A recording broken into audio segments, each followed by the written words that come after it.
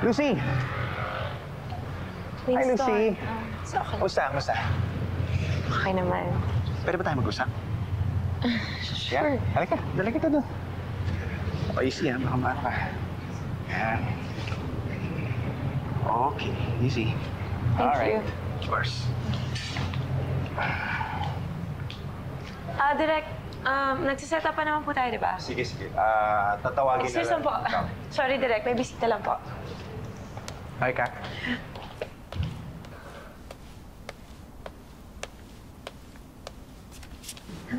Okay lang? Yeah.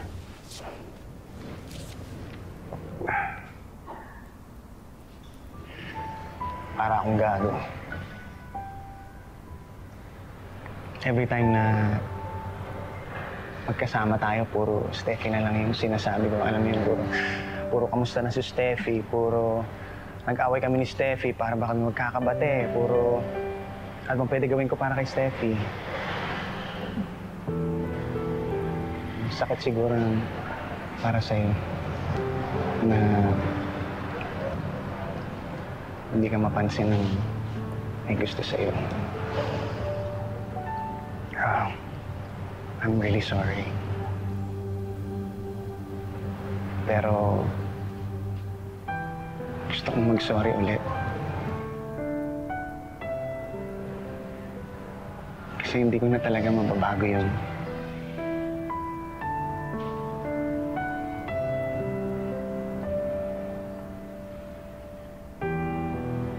Believe me,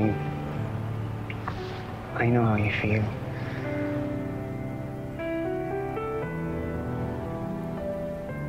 Na yung taong gusto mo,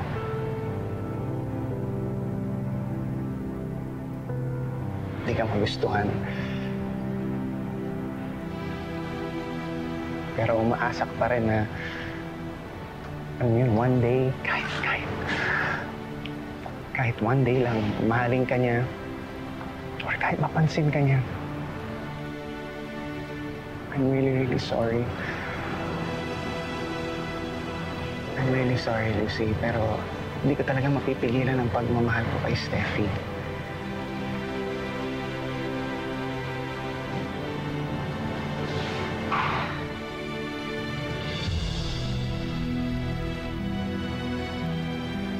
Right now,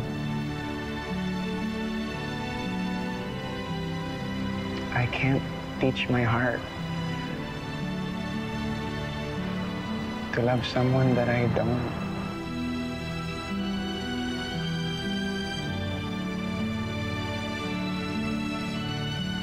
I don't love you.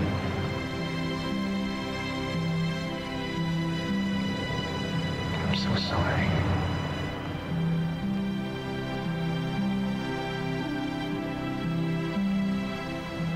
Ang magagawa ko na lang talaga palayain ka. At wala akong ibang mabibigay kundi yung pagkakaibigan natin. I'm so sorry. I'm really sorry.